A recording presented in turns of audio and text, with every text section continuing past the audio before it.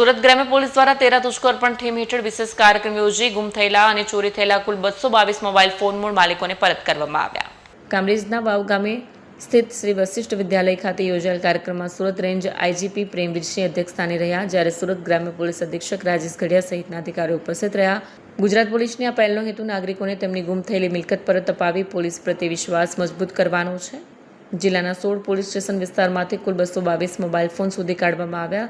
ઓલપાડમાંથી 55, કામરેજ 37, પલસાણા 33, કડોદરા 25, કીમમાંથી 17, કોસંબા 12, મહુવામાંથી 9, બારડોલી ટાઉનમાં 7, પાલોદમાં 6, ઉમરપાડામાંથી 4, ઝંખવામાંથી 4, તડકેશ્વરમાંથી 3, બારડોલી રૂરલમાંથી 3, અનાવલમાંથી 3, માંડવી 3 અને માંગરોળમાંથી 1 મોબાઈલનો સમાવેશ છે.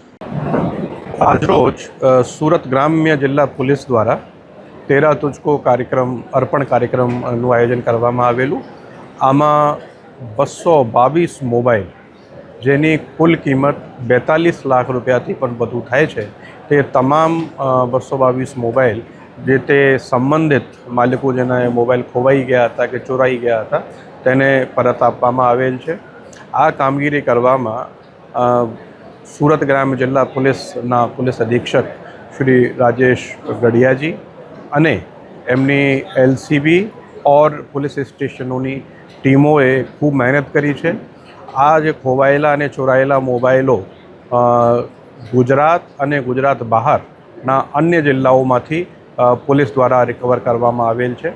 તો આ તબક્કે હું આ તમામ કર્મચારીઓ જે આ કામગીરીમાં સામેલ રહ્યા છે એને અભિનંદન પાઠવું છું અને જે લોકોને પોતાના મોબાઈલો પરત મળેલ છે એને શુભકામના આપું છું.